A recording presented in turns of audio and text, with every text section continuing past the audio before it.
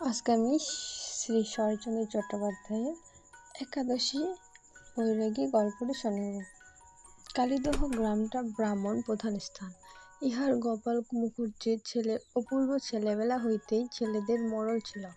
এবার সে যখন বছর ৫-৬ কলিকাতায় মেশে থাকিয়া অনার্সে সমেত বিএ পাশ করিয়া বাড়ি ফিরিয়া আসিল, তখন গ্রামের মধ্যে তাহার প্রতিপত্তির আর অবধি রহিল না। গ্রামের মধ্যে জীর্ণশীর্ণ একটা হাইস্কুল ছিল। তাহার সমবয়সীরা ইতিমধ্যে ইহাতেই পাঠসাঙ্গ করিয়া সান্ধ্যাগ্নিক ছাড়িয়া দিয়া 10 আনা 6 আনা চুল ছাটিয়া বসিয়াছিল। কিন্তু কলিকাতা প্রত্যাগত এই গ্রাজুয়েট ছোকরার মাথার চুল সমান করিয়া তাহার ওই মাঝখানে একখণ্ড নধর টিকির সংস্থান দেখিয়া শুধু ছোকরা কেন, তাহাদের বাবাদের পর্যন্ত বিস্ময়ে তাক লাগিয়া গেল।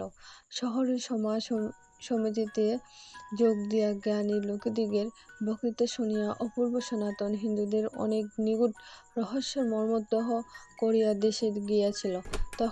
এখন সঙ্গীতের মধ্যে ইহাই মুক্তকণ্ঠে প্রচার করিতে লাগিল যে এই হিন্দু ধর্মের মত এমন সনাতন ধর্ম আর নাই, কারণ ইহার প্রত্যেক ব্যবস্থায় বিজ্ঞানসম্মত। টিকির বৈদ্যুতিক উপযোগিতা, দেহরক্ষা ব্যাপারে সান্ধ্যাগ্নির পরম উপকারিতা, কাঁচাকলা ভক্ষণের রাসায়নিক প্রতিক্রিয়া ইত্যাদি বহুবিধ ও অপরিজ্ঞাত তত্ত্বের ব্যাখ্যা শুনিয়া গ্রামের ছেলেবুড়ো নির্বিশেষে অভিভূত হইয়া গেল, এবং তাহার ফল হইল এই যে, অনতিকালের মধ্যেই ছেলেদের টিকি হইতে আরম্ভ করিয়া সান্ধ্যাগ্নি, একাদশী, পূর্ণিমা ও গঙ্গাস্নানের ঘটার বাড়ির মেয়েরা হার মানিল।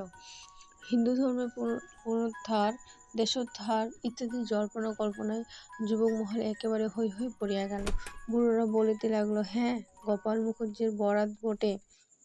মা কমলারও যেমন সুদৃষ্টি সন্তান জন্মিয়াছে, তেমনি না হইলে আজকালকার কালে এতগুলো ইংরেজি পাশ করিয়াও এই বয়সের এমনি ধর্মী মতিগতি কয়টা দেখা যায়? সুতরাং দেশের মধ্যে একটা অপূর্ব বস্তু হইয়া উঠিল। তাহার হিন্দু ধর্ম প্রচারিণী, ধূমপান নিবারিণী ও দুর্নীতি দলনী, এই তিনটে সভার আমফালনের গ্রামে চাষাভুষার দল পর্যন্ত সভ্রান্তে উঠিল। পাস করি 73 তাড়ি খাইয়া তাহার স্ত্রীকে প্রহার করিয়াছিল শুনিতে পাইয়া অপূর্ব সদলবলে উপস্থিত হইয়া পাসকরিকে এমনি শাসিত করিয়া দিল যে পরদিন পাসকরির স্ত্রী স্বামী লইয়া বাপের বাড়ি পলাইয়া গেল। ফগা কাউরা অনেক রাত্রিতে বিল হইতে মাছ ধরিয়া বাড়ি ফিরিবার পথে গাজার চোখের নাকি বিদ্যাসুন্দরী মালিনীর গান গাহিয়া যাইতেছিল। ব্রাহ্মণপাড়ার অবিনাশের কানে যাওয়ায় সে তার নাক দিয়া রক্ত বাহির করিয়া তবে ছাড়িয়া দিল। দুর্গাডামের 14-15 বছরের ছেলে বিড়ি খাইয়া মাঠে যাইতেছিল। অপূর্ব দলের ছোকরার চোখে পড়ায় সে তাহার পিঠের উপর সেই জ্বলন্ত বিড়ি চাপিয়া ধরিয়া ফস্কা তুলিয়া দিল। এমনি করিয়া অপূর্বর হিন্দুধর্ম প্রচারিণী ও দুর্নীতি দলনী সভা ভানুমতীর আমগাছের মতো সদ্যই ফলে কালীদহ গ্রামটাকে একেবারে আচ্ছন্ন করিয়া ফেলিল। এইবার গ্রামের মানসিক উন্নতির দিকে নজর দিতে গিয়া অপূর্বর চোখে পড়িল যে, স্কুলের লাইব্রেরিতে শশিভূষণের 1.5 খানা মানচিত্র ও বঙ্কিমের 2.5 খানা উপন্যাস ব্যতীত আর কিছুই নাই। এই দীনতার জন্য সে হেডমাস্টারকে অশেষরূপে লাঞ্ছিত করিয়া অবশেষে নিজেই লাইব্রেরি গঠন করিতে কোমর ভাত দিয়া লাগিয়া গেল। তাহার সভাপতিত্বে চাঁদার খাতা, আইন কানুনের তালিকা এবং পুস্তকের লিস্ট তৈরি হইতে বিলম্ব হইল না।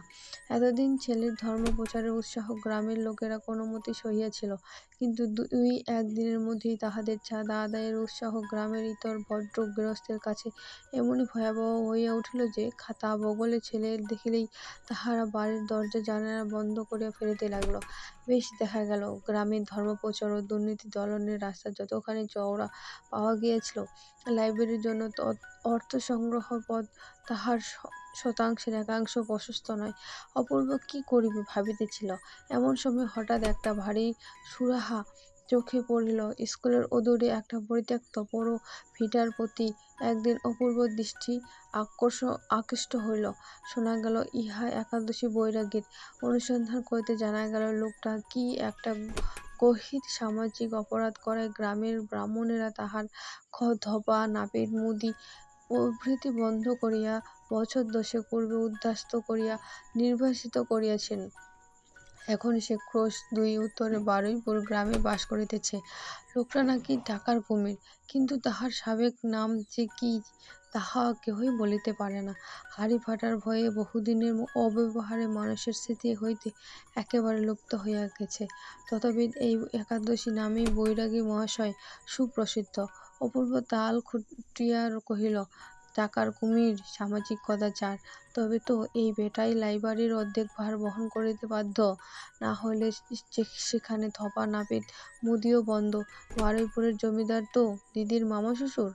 ছেলেরা মাতিয়া উঠিয়া এবং অবিলম্বে ডোনেশনের খাতায় বৈরাগীর নামের পিছনে একটা মস্ত অঙ্কপাত হইয়া গেল।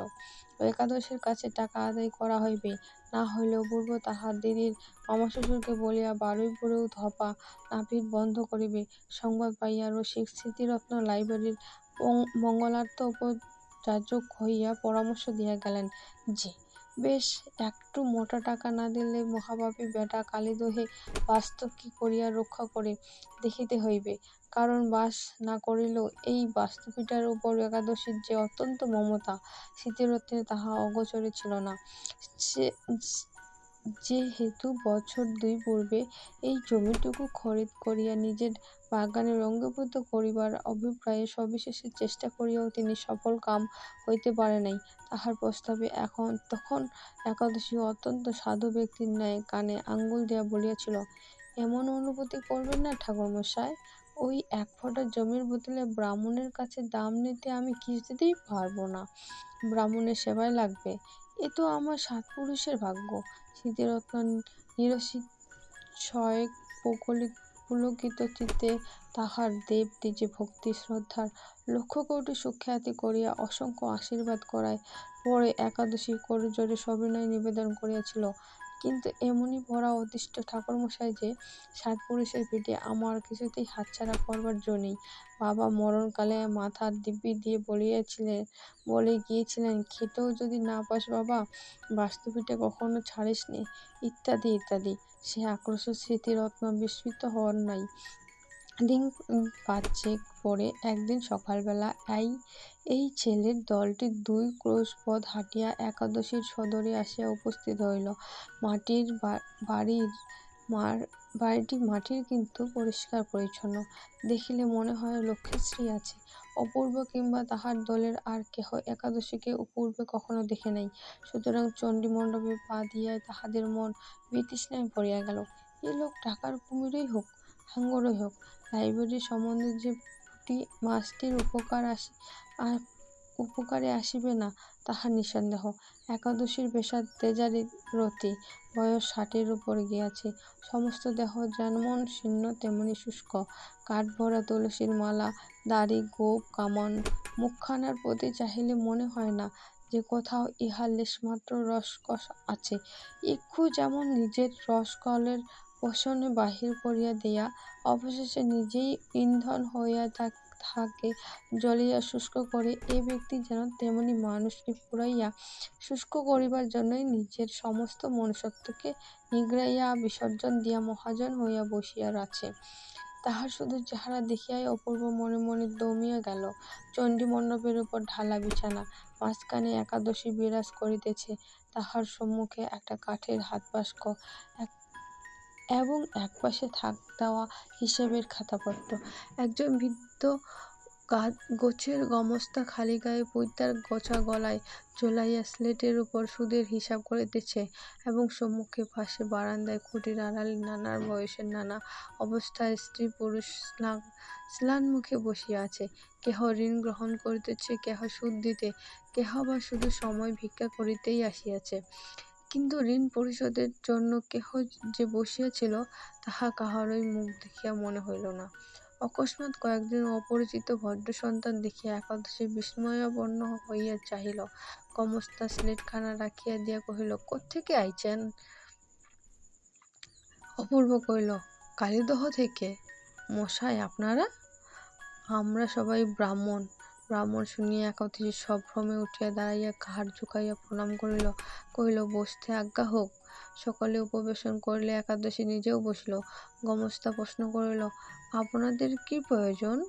অপূর্ব লাইব্রেরির উপকারিতা সম্বন্ধে সামান্য একটু ভূমিকা করিয়া চাঁদার কথা পাড়িতে গিয়ে দেখিল একাদশী ঘাড় আর একদিকে ফিরিয়া গিয়াছে। সে খুঁটির আড়ালের স্ত্রীলোককে সম্বোধন করিয়া কহিতেছে, তুমি কি খেপে গেলে হারুর মা? সুদ তো হয়েছে কুলকে 7 টাকা 2 আনা, যদি 2 আনায় ছাড় করে নেবে তার চেয়ে আমার গলায় পা দিয়ে জিভ বের করে মেরে ফেল না কেন? তাহার পরে উভয়ে এমনি ধস্তাধস্তি শুরু করিয়া দিল যে এই 2 আনা পয়সার উপরেই তাহার জীবন নির্ভর করিতেছে। কিন্তু হারুর মাও যেমন স্থির সংকল্প, একাদশীও তেমনি অটল। দেরি হইতেছে দেখিয়া অপূর্ব উভয়ে বাগ্বিতণ্ডা তাহার মাঝখানে বলিয়া উঠিল, আমাদের লাইব্রেরির কথাটা? একাদশী মুখ ফিরিয়া বলিল, আজ্ঞে এই যে শুনি। হাঁ রে নফর, তুই কি আমাকে মাথা পা দিয়ে ডুবিতে চাস রে? সে 2 টাকা এখনো শোধ দিলি নে, আবার 1 টাকা চাইতে এসেছিস? কোন লজ্জায় শুনি? বলিস সুদ টুদ কি এনেছিস?